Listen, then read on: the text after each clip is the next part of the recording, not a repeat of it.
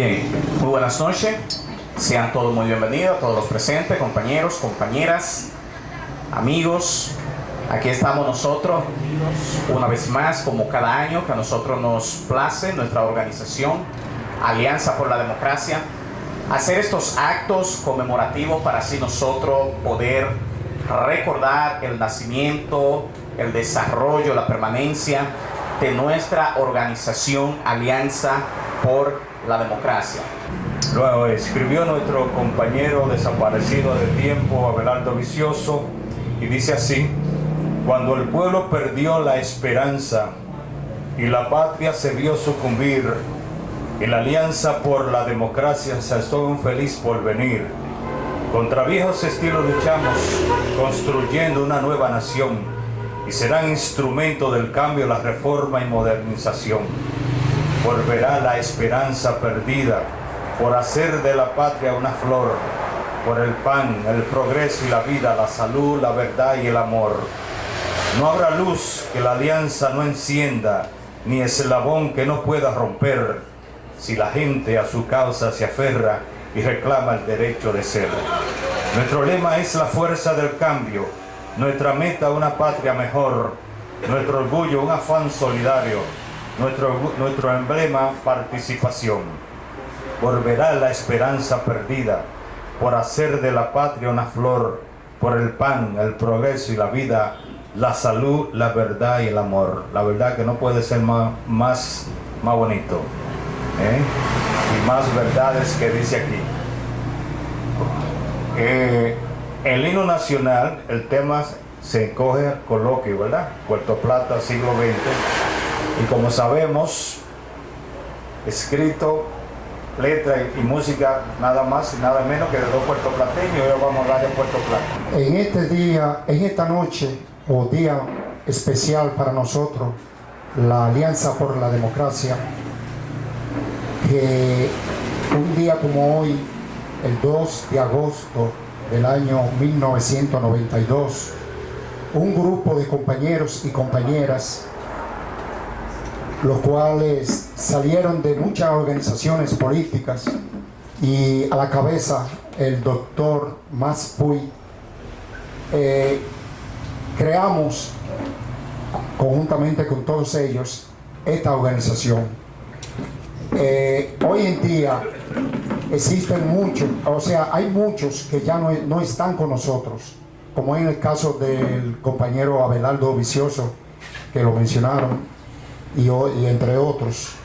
Queremos recordarle a esos compañeros que se nos fueron, y otros que ya no están en nuestra organización, que pasaron a otra, pero la Alianza por la Democracia sigue adelante para hacer los cambios que realmente la sociedad amerita, como lo quiso nuestro prócer Juan Pablo Duarte.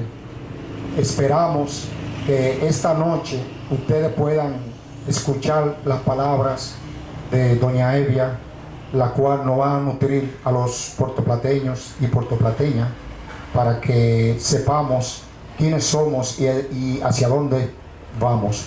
Muchas gracias. Compartir este coloquio. Espero que los aportes que ustedes van a hacer me ayuden a introducirme en el tema del siglo XX. Mientras tanto, yo me voy a valer de un esqueleto, vamos a decir, que voy a hacer para sujetarme, porque a estas alturas yo necesito asidero. Y entonces me voy a hacer una especie de esqueleto para llegar al siglo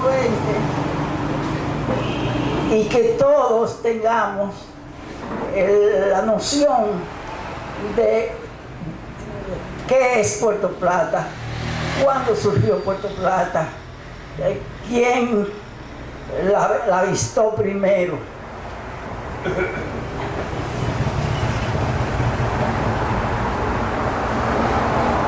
Son datos que todos conocemos, ustedes lo conocen, Y cualquier intervención que ustedes quieran hacer, pues vamos aclarando el tema. El 11 de enero de 1493, Cristóbal Colón avistó por primera vez el lugar donde está ubicado Puerto Plata. Eso no quiere decir que Cristóbal Colón fuera el fundador de Puerto Plata, pero fue el que avistó primero el lugar y luego al año siguiente volvió con su hermano Bartolomé y confirmaron el sitio, hicieron los planes de la ciudad y más tarde Nicolás de Obando fue el que se encargó de fundar. Mandó los primeros colonos a fundar a Puerto Plata en 1502, pero fueron interceptados y los mataron. Entonces más adelante él volvió a mandar otro grupo de colonos para fundar a Puerto Plata. La cuestión es que ya para el año 1504 Puerto Plata figuraba entre las primeras ciudades de la Española. En 1506 se hicieron las primeras plantaciones de caña. Para eso Pedro de Atienza trajo de Canarias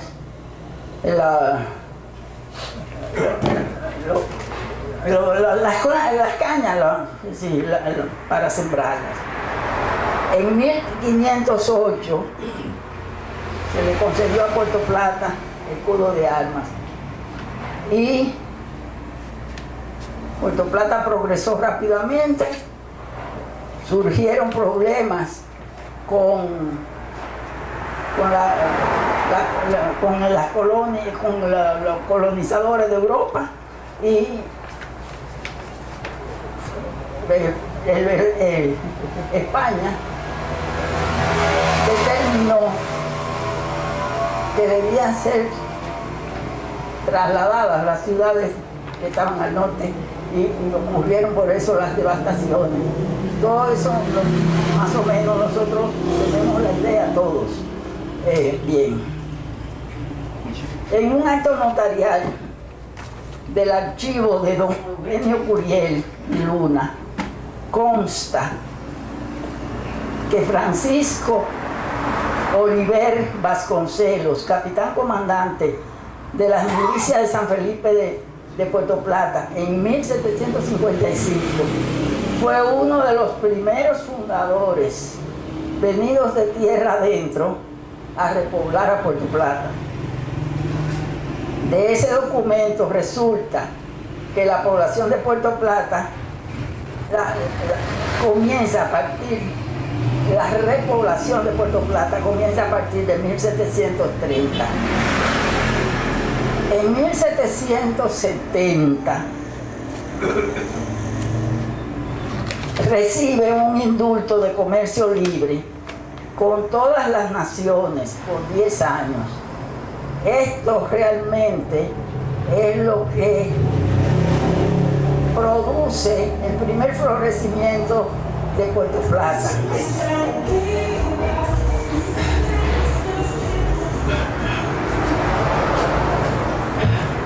A partir de ahí comienza la economía de Puerto Plata a progresar. Ese indulto, luego que no se oye bien. Sí, para que tú estés más libre, que te hagas en el micrófono y que te sientas más libre. Mejor, sí. El florecimiento de Puerto Plata comienza a partir del 1730. El indulto de comercio libre con todas las naciones por 10 años se fue extendiendo luego. Esto sucedió en el gobierno de Francisco Rubio Peñaranda y produjo mucha prosperidad. A partir de la era francesa, del periodo francés, vinieron franceses a la costa de Puerto Plata y empezaron los cortes de madera.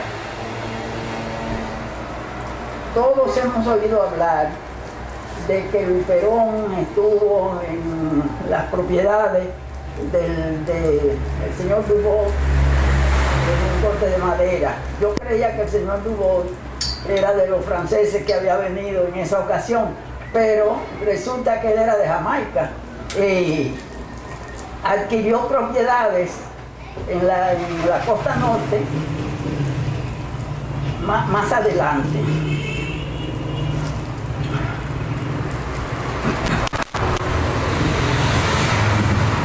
En 1821,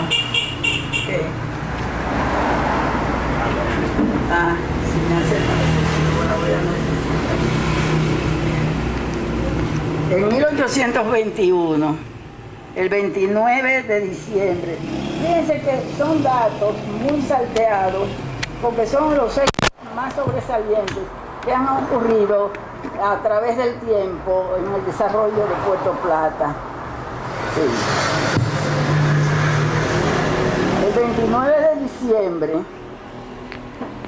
Santiago se pronunció a favor de Haití y la junta de los 30 caballeros que se conformaron en Santiago instó a Puerto Plata a hacer lo mismo.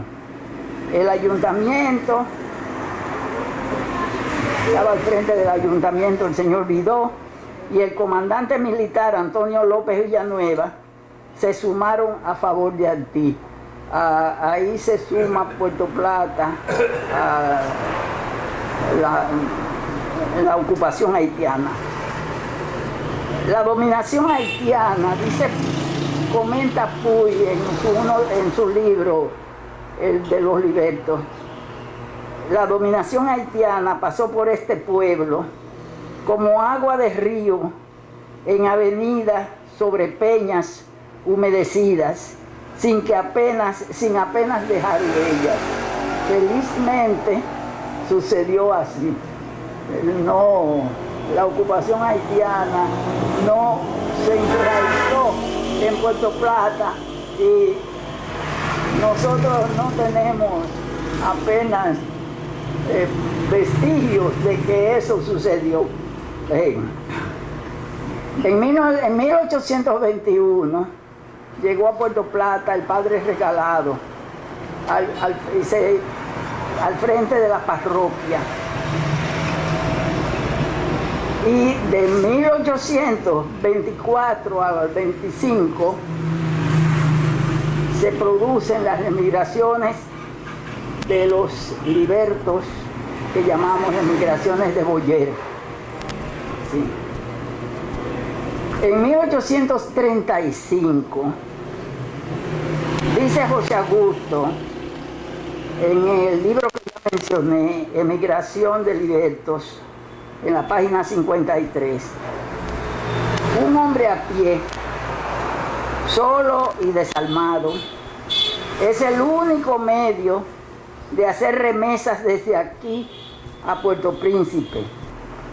Dice, aquí todo indica libertad e igualdad perfecta, sin leyes ni restricciones. Sin embargo, nadie viola las leyes más estrictas del decoro y la urbanidad. Yo quise tomar ese párrafo porque me parece que es un contraste extremo con la situación que estamos viviendo hoy. En 1842 ocurrió un terremoto. que hubo bastante destrucción en esa ocasión.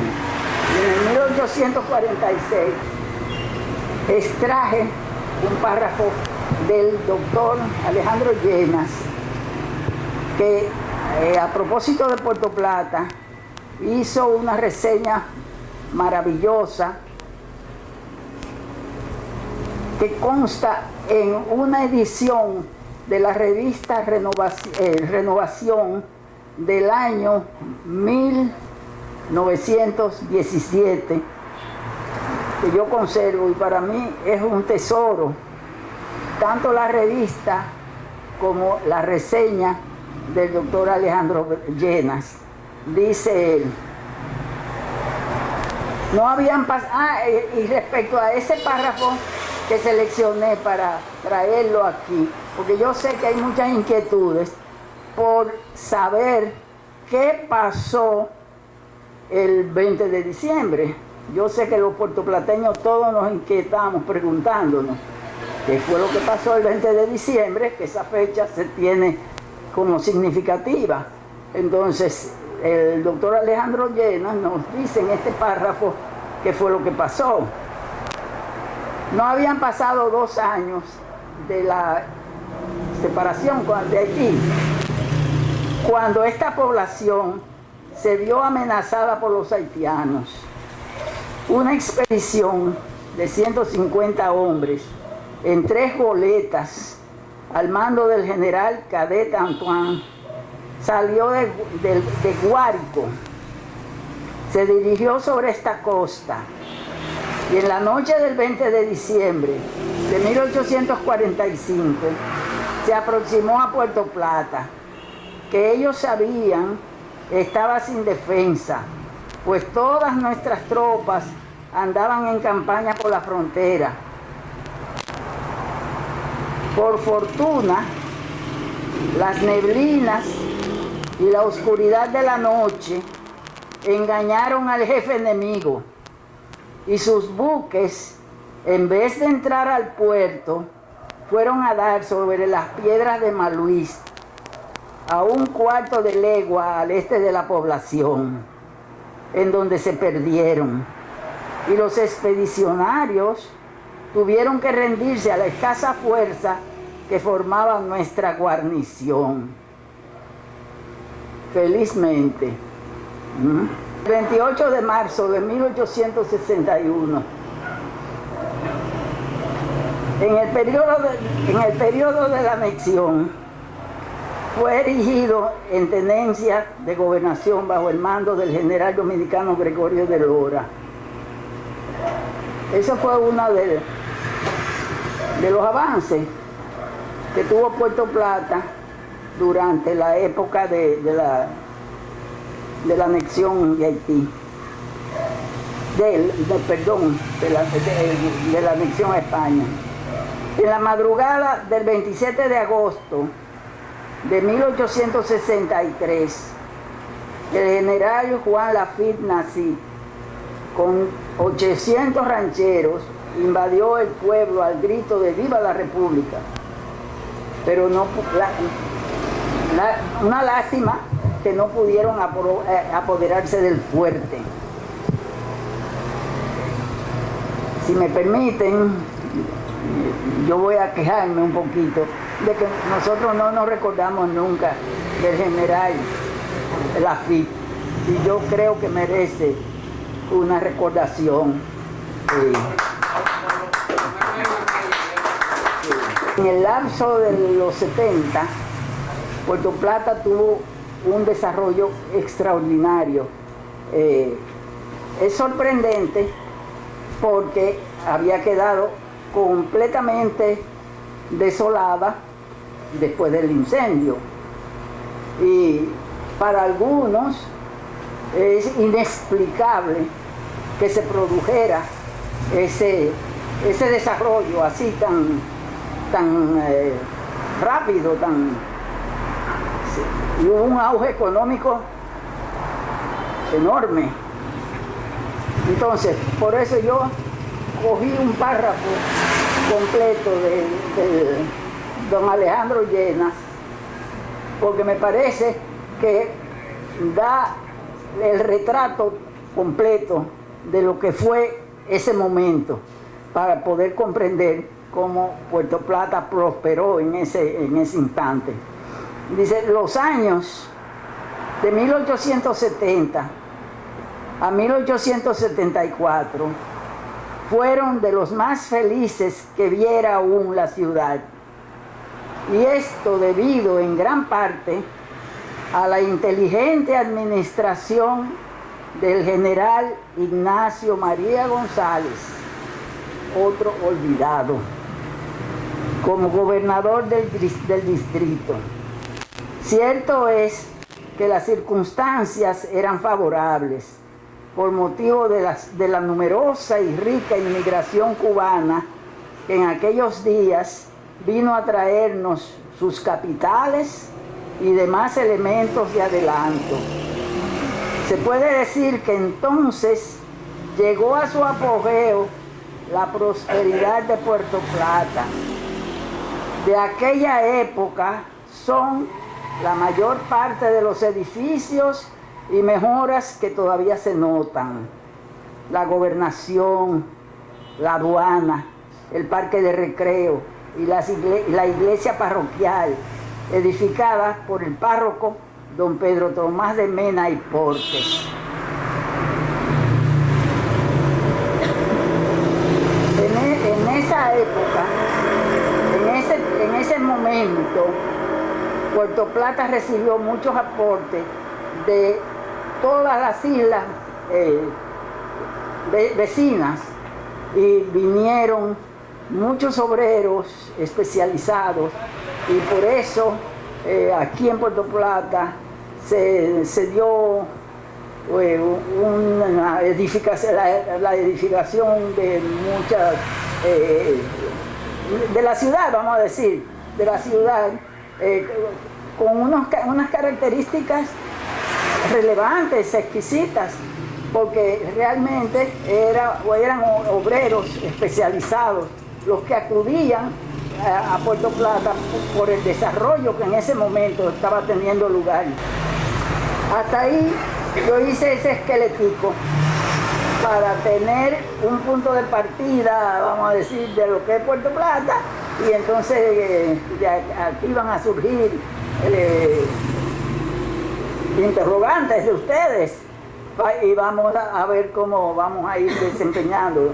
Yo tengo algunas anécdotas que hacer, pero me gustaría que alguien participara y que iniciara. A ver si tú quieres decir algo.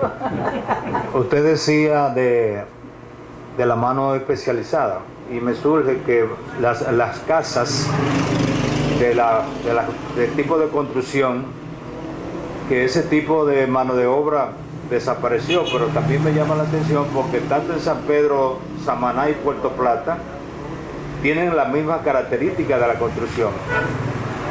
¿Cómo se da? ¿Era que eran emigrantes, eran nativos de Puerto Plata? ¿Era qué? Yo supongo que San Pedro tuvo aportes también de las islas, de los obreros de las islas, pero el desarrollo de San Pedro fue posterior al de Puerto Plata. La construcción, la casa. Sí.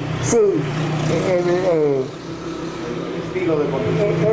El estilo de construcción de Puerto Plata son ya del estilo republicano, pero en San Pedro de Macorís ya el desarrollo fue en el siglo XIX, en el pleno siglo XIX. Nosotros comenzamos ese esplendor desde el siglo XVIII, que fue con el auge económico que Puerto Plata tuvo precisamente con la dispensa en las recaudaciones aduanales, que se fue prolongando esa concesión, eso era una concesión. Sí. Cuando ocurre el incendio, ¿cuáles eran los límites? Y si se descubrió, ¿qué lo originó? Era la lucha contra la restauración, era la lucha de la restauración.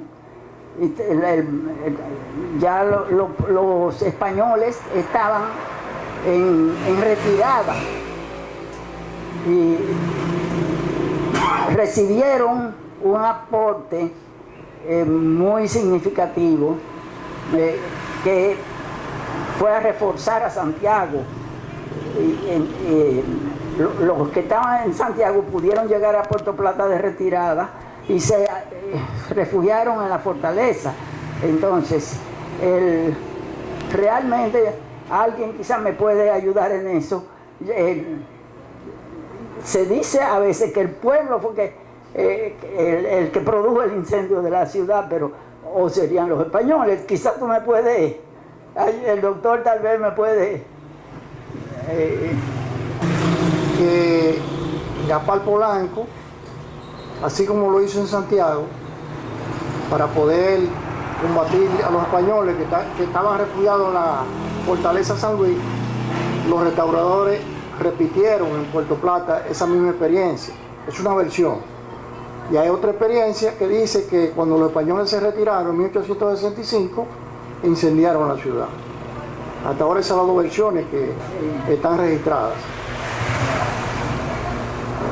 Pero con respecto al desarrollo de Puerto Plata, podríamos decir que la tercera fundación de Puerto Plata se comienza a configurar en el 1865 con la salida de las tropas españolas y donde los primeros gobiernos restauradores inician un proceso de construcción de la ciudad, de restauración de la ciudad.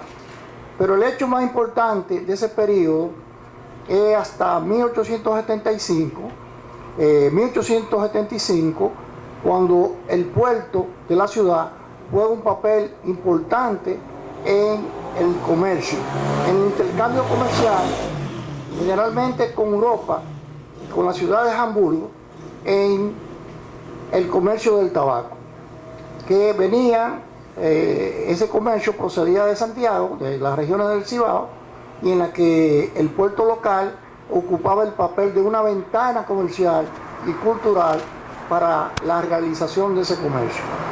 Además, esto se conjugó en que la ciudad se había convertido en una ciudad de inmigrantes, en la que llegaron inmigrantes procedentes de Cuba y inmigrantes procedentes de las pequeñas islas del Caribe, generalmente de Tur Island, Tortola y otras pequeñas islas como San Tomás, que hasta el día de hoy esa relación Puerto Plata-San Tomás no ha sido estudiada. Pero sí, esas inmigraciones conllevaron a crear una ciudad multicultural. Es decir, diferentes raíces culturales dieron entonces origen a lo que se llama una ciudad cosmopolita, una ciudad conformada por diferentes actores de origen étnico diferente y de procedencia diferente. Esto conllevó a esa creación de una ciudad cosmopolita. Por eso se habla siempre de que Puerto Plata es una ciudad cosmopolita. Bueno, en ese papel es el puerto que juega el papel principal. Y entonces, a partir de 1879, en el gobierno provisional de Gregorio Luperón, que tuvo como capital a Puerto Plata, y la representación en la capital a través del Ministerio Interior con Lili, Puerto Plata entonces adquiere un auge político y económico. Porque entonces Luperón construyó una ciudad militar, la Ciudadela, que es lo que hoy se identifica como La Puntilla, que era una ciudad militar basada en un cuadrante en la que se construyó para la defensa de la ciudad. Esa ciudad de la militar también aportó con la llegada de nuevas tecnologías, como fue el cable submarino, el telégrafo, en la que durante el gobierno de Lili fue que alcanzó entonces mayor auge, la llegada de nuevas tecnologías, nuevos capitales, que conllevó entonces a que Puerto Plata alcanzara ese desarrollo como ciudad cosmopolita hasta el 1894, porque ya después del 94 Ilí fue ejecutado y entonces ahí hubo una parada histórica de la ciudad en cuanto a su desarrollo. Personajes que a través de Gregorio Perón vinieron a Puerto Plata. O sea, eso implica también la importancia que tenía Puerto Plata en esos tiempos. Y como decía también Payero, aquí hubieron por lo menos 3 veces, la ciudad se destruyó de Puerto Plata, había muchísimas formas. El auge económico. Yo tengo aquí algunas anotaciones, no quisiera cansarlo, que Sulamita tuvo que sacarme un extracto de un artículo de José Augusto sobre las primicias empresariales de Puerto Plata de 1800 a 1880. Yo creo que sí, que nos nutre un poco si ponemos parte, sí, me hace favor, sí, parte de esa información. Dice, la revolución industrial, proceso de transformación económica, social y tecnológica, que se inició en la segunda mitad del siglo XVIII en el Reino de Gran Bretaña, es un periodo en que se vivió el mayor conjunto de transformaciones económicas, tecnológicas y sociales de la historia de la humanidad desde el Neolítico, y que dio paso desde una economía rural basada fundamentalmente en la agricultura y en el comercio a una economía de carácter urbano, industrializada y mecanizada, que se extendió unas décadas después a gran parte de Europa occidental y América anglosajona, y que concluyó entre 1820 y 1840 en el viejo mundo, en Europa, pero aquí se trasladó posteriormente. Entonces repercute entre nosotros en ese momento de auge de Puerto Plata. En esta época se universalizaron los medios y vías de transporte, barcos, ferrocarriles, rieles y puentes, fabricaciones cumbres de la era industrial de la época, y nuevas máquinas y herramientas y grandes estructuras de hierro para construcciones que eran de uso cotidiano en Inglaterra, Alemania, Francia, Japón y Estados Unidos antes del decenio de 1871-1880. La década del 70 del siglo XIX fue trascendente para la economía política mundial.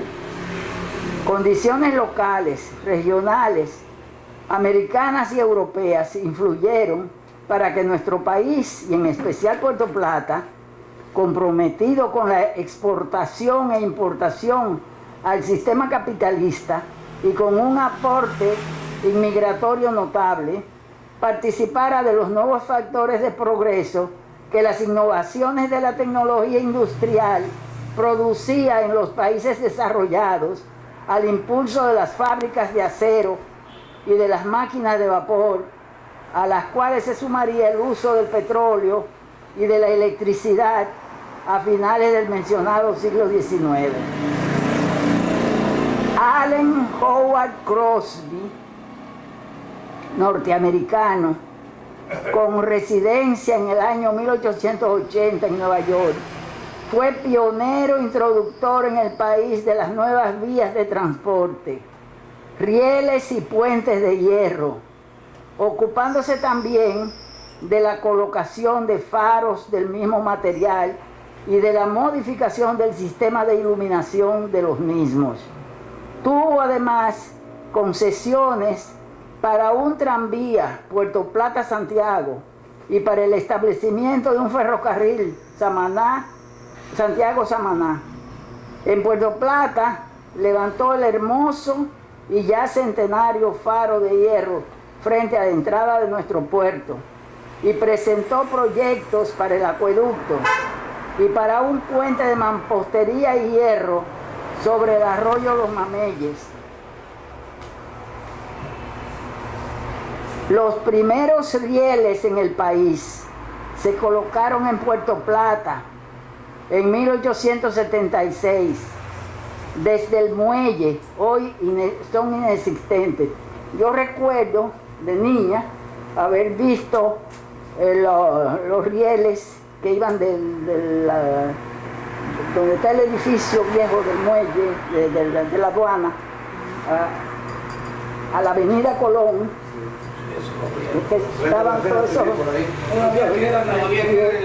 En el puerto viejo, Ajá, sí, y todo eso tenía una barandilla de hierro, era como de tubo, porque en ese entonces el mar llegaba hasta la avenida Colón, hasta ahí yo lo conocí. Luego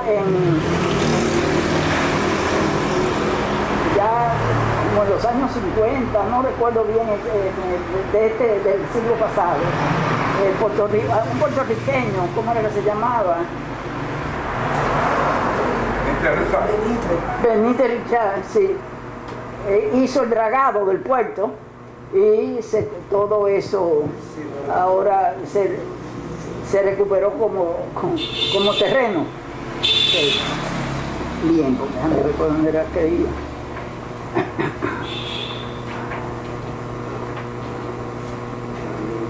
¿Por dónde era que yo iba? En los rieles.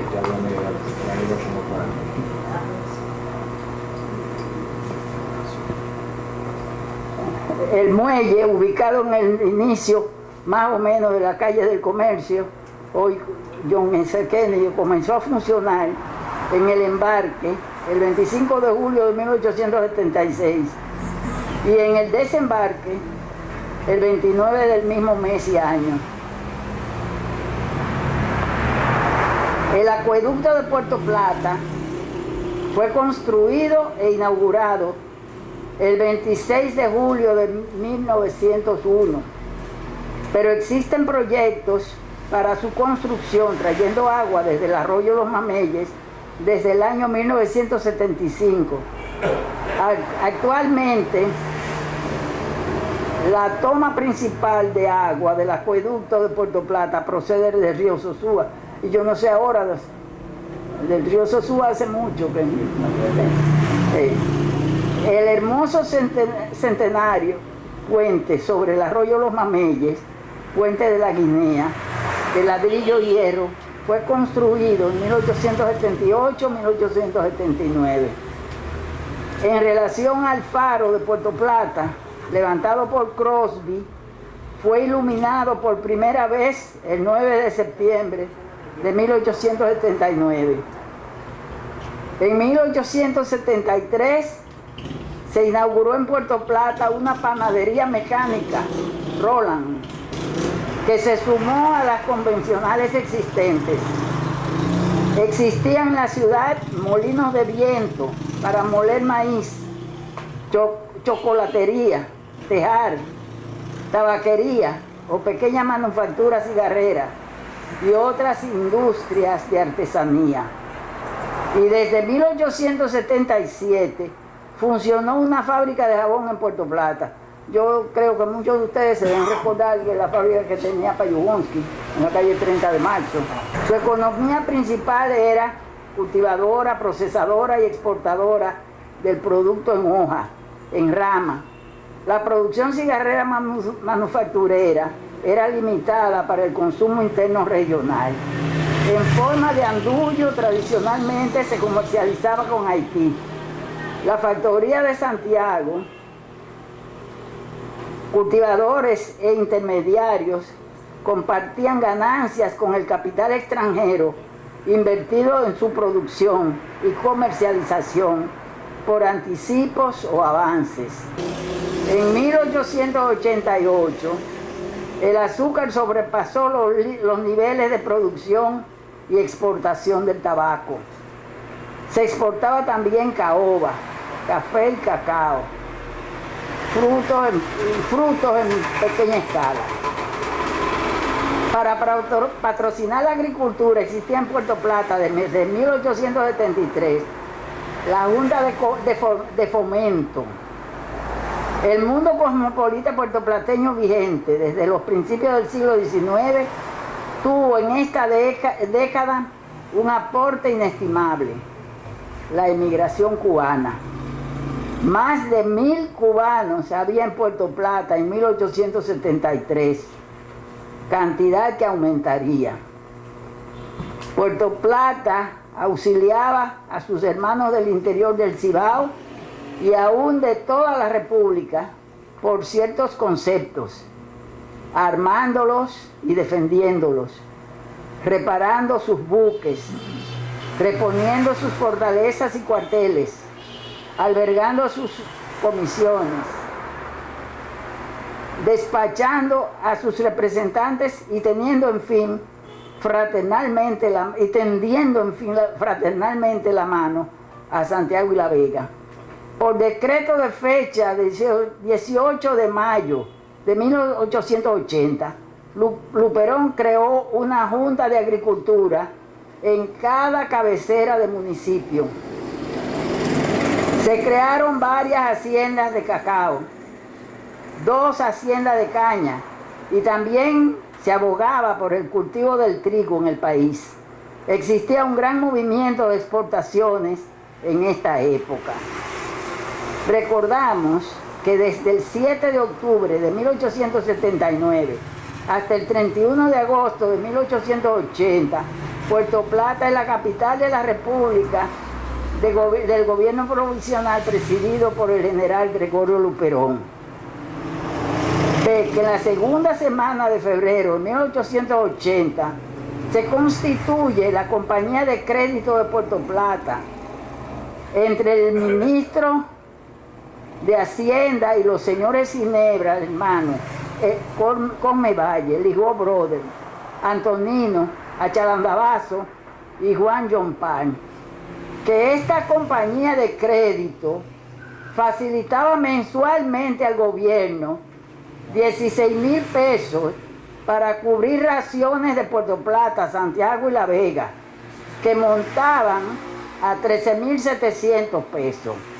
La diferencia se dedicaba a gastos extraordinarios. En el primer mes, octubre, se utilizó para cancelar deudas de la pasada administración con el comercio de la localidad. La compañía de crédito de la ciudad de Santo Domingo apenas alcanzaba para cubrir los gastos de su provincia. Igualmente así ocurría con las compañías de Azua, El Ceibo, Samaná y Montecristi, con sus respectivas jurisdicciones. A partir de 1877 tomó auge la producción de azúcar en el país. Referente a Puerto Plata, además del ingenio San Marco, desde 1879 se incrementa el ingenio La Industria, que luego se llamará Mercedes, bajo un esquema tecnológico híbrido que incorporaba unidades de la era industrial a un sistema todavía manufacturero. En 1880, parte de los 2 ingenios citados, La Providencia y La Industria, existían 2 más, La Rosa y La Luisa. En Blanco, hoy municipio Luperón, en abril de 1880, para atraer al extranjero progresista que quiere establecer allí el ingenio central, los laboriosos habitantes de aquel puesto cantonal, estimulados por el señor Isidro Polanco, alcalde constitucional, y el coronel Bartolo Álvarez, a quien el gobierno acaba de nombrar comandante de armas del lugar, se dedican a sembrar caña. Exaltaban las condiciones locales, bahía con seguro abrigo a los buques de todo calado y terrenos llanos alimentados por varias lagunas que nunca se agotan, donde crecía la caña lozana y abundante. Existían en Blanco además montes de yaya que pueden suministrar madera para todos los envases. Ya están, estas anotaciones ya están acabando, no se me cansen. Existen vestigios comprobados de dos haciendas de caña más de aquella época. Una en el paraje Los Caños, Maimón, como a 12 kilómetros al este de la ciudad, y la otra en Rincón de Yásica, Sabaneta de Yásica, como a 50 kilómetros al oeste de la población de Puerto Plata. Las edificaciones de hierro que se debieron en general a que la transformación industrial exigió de grandes espacios cubiertos, brindándoles la laminación del hierro la solución, se conocieron en Puerto Plata desde los inicios de la década del 70. El primero de los varios almacenes de hierro de Puerto Plata fue importado por Coco y compañía en 1872 de Inglaterra vía Hamburgo. El hermoso mercado público. Yo creo que tengo el privilegio en este salón de ser la única que vio el mercado, ¿verdad? Sí. Quiere decir que en el siglo XVIII había habitaciones para baños en la costa. Yo creo que estamos cojos ahora de eso, ¿verdad? Sí. Sí. La casa de los baños públicos estuvo situada en la playa norte de la ciudad, cerca de la Poza del Castillo, entre el inicio de las calles San Felipe y actual José del Carmen Ariza, colindando con el patio de la casa número 36 de la calle Sánchez, que es, por cierto, una de las pocas muestras de casas de estilo anglo-antillano de la ciudad. Espero que haya sido de provecho esas anotaciones, porque yo creo que tienen muchas cosas que no son muy conocidas. Justamente por eso yo quise violentar un poco las instrucciones que me dieron, porque yo creo que como puertoplateños tenemos derecho de inquietarnos por conocer todo lo referente a la historia de Puerto Plata. Ojalá que sirva de motivación para que todos averigüemos un poquito más, porque las iniciativas personales ayudan mucho en ese sentido. Sí, a los profesores tenemos que motivarlos para que ellos sean transmisores de toda esa información de Puerto Plata. Bien, pues vamos a buscar las anécdotas. A ver si animamos un poquito. A mí me llama mucho la atención, yo admiro mucho ese personaje. Y aunque no está en el siglo XX, yo lo voy a traer a colación. Es la suegra de Luperón, doña Neria. Doña Neria tenía unas características realmente envidiables. Durante los 6 años de Báez, que Luperón estuvo perseguido y en el exilio, doña Neria, junto con su hija, la esposa de Luperón, estuvieron en su casa, recluidas en su casa, presas. Y tenían, la guardia estaba metida ahí también. En ese entonces parece que unos individuos bastante característicos de la época. Y resulta ser que le avisó el gobierno desde Santo Domingo que venían a Puerto Plata a buscar a la familia de Luperón, a llevársela a Santo Domingo. En 3 días venían, hicieron un bando, porque en esa época las informaciones se hacían, ¿cómo que se llama eso? A son de bando. Sí. Yo llegué a ver unas proclamas, salían a caballo y en las esquinas anunciaban.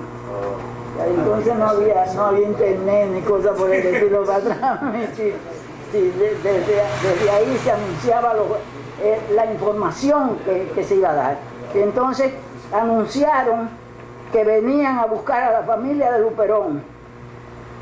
Doña Neria se fue donde los soldados y le dijo, ya nada más nos quedan 3 días. Así es que yo voy a hacer una concesión con ustedes. Ahí en el patio hay un marranito. Lo van a matar, yo le voy a dar para que ustedes vayan a comprar ron y víveres. Y para que hagan un sancocho de despedida. Bueno, se hizo como ella dispuso y los soldados se dieron una tremenda borrachera. Y doña Neria con su hija aprovechó y se tapó. Tuvo varios días escondida en una de las calles de la calle cerca del mar, hasta que consiguieron un marino que se ofreció llevarla a Tultilán, y hubo muchas incidencias antes de que eso pasara, pero la habilidad de doña Neria. Ella tiene muchas anécdotas. No sé si seguimos con doña Neria o buscamos otra. Vamos a ver. Pero quiero también los comentarios de ustedes, la participación. Ella tenía finca y cuando Luperón estaba en los cantones de los Alcarrizos, y ella viviendo en los llanos, ella ayudaba a los insurrectos que se pronunciaron contra Santana, y Santana le puso precio a la cabeza de ella. Entonces ella se vistió de hombre, se cortó el pelo y le dijo a los peones, a algunos de los peones, que la llevaran al cantón donde Luperón. Se presentó allá para que Luperón les sacara a sus hijos que estaban en Santo Domingo y se los llevara, que se los sacara de ahí. Luperón lo sacó de Santo Domingo después que terminó, porque ya estaba muy avanzada la revolución, y él los llevó a Moca, donde don Horacio Vázquez, la familia de don Horacio Vázquez. Sí. Sí. Pero con esto se ve lo fuerte, lo valerosa que era esa señora, que se atrevió tanto en esa circunstancia. Y ella tiene muchas anécdotas muy buenas. Vamos a seguir. ¿Alguien tiene algún aporte que quiera? Estaba pensando, ya el tiempo se lo está corriendo, pero estaba pensando que aquí también se fundó los primeros cuerpos de bomberos. Y otra cosa también cabe destacar también, que se hicieron también primero aquí en Puerto Plata. Bueno, fue...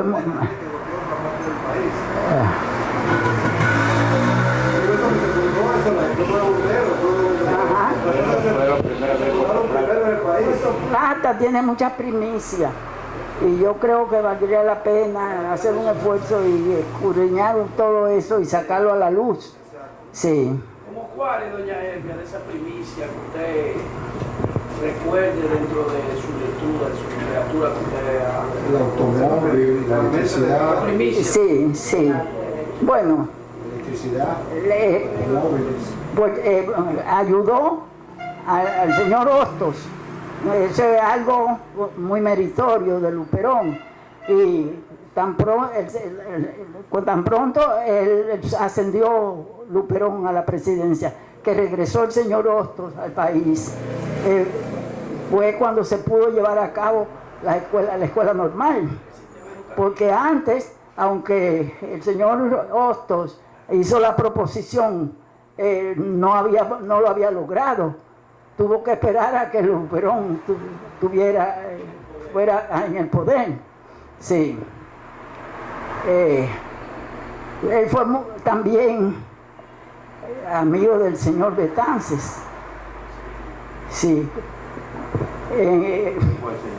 El doctor Betances es un líder puertorriqueño, independentista, antillanista, o sea, propiciaba la idea de la Confederación Antillana, y estuvo aquí hospedado en la casa de Luperón. Cuando Luperón fue nombrado o enviado extraordinario del país en Europa, el doctor Betances fue su secretario, pero era una persona muy ilustrada, y Luperón también aprendió mucho de él. La unión favoreció a ambos. Él ayudaba al doctor Betances, pero el doctor Betances también lo ayudó en su ilustración a Luperón. Bueno, la cuestión es que estando aquí el doctor Betances, hospedado en la casa de Luperón, trajeron a doña Emeteria, creo que era que se llamaba una hermana del doctor Betances. Doña Emeteria era maestra en Puerto Rico y por asuntos políticos la habían destituido. Luperón le proporcionó venir a Puerto Plata y le facilitó una casa en la calle José del Carmen Ariza, al lado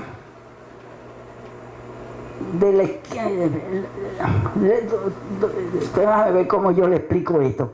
La José del Carmen Ariza con 12 de julio, en esa esquina, esa casa era de Luperón y la del lado también. Entonces, la del lado, él se la facilitó a doña Emeteria y se la habilitaron, y ahí doña Emeteria tuvo una escuela.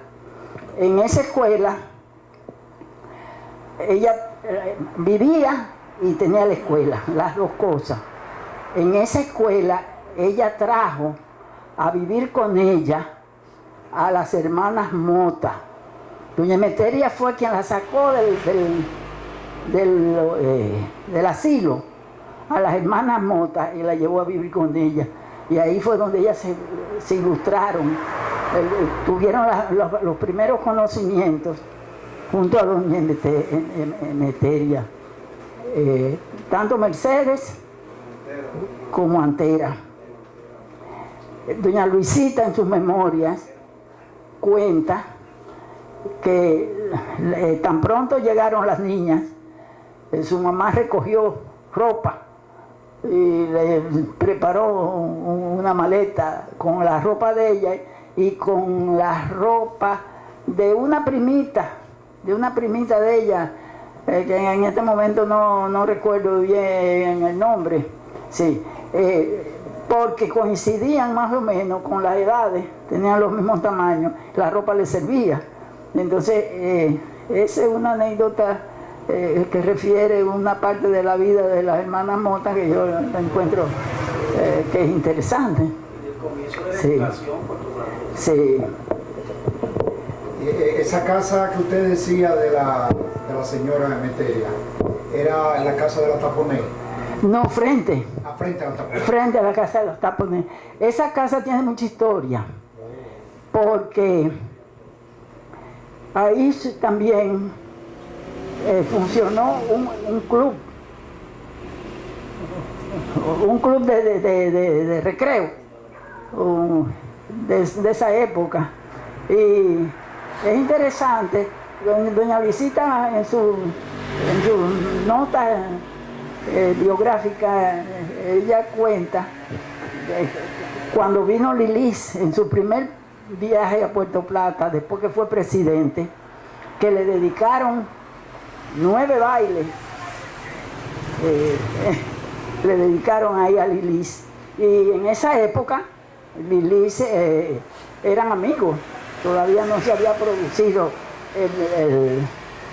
la separación, el disgusto entre Luperón y Lilis, eso fue más tarde por asuntos políticos, pero cuando en ese momento eran amigos, y doña Luisita cuenta que ella bailaba siempre el primer vals con Lilis y después bailaba con los demás. Y doña Luisita tenía un novio que era Agustín Morales, tío de... Sí, Agustín, hermano del presidente, del que fue presidente, sí. Agustín y ella tenían su amorito. ¿Vivía en la calle Duarte? ¿Vivía en la calle Duarte?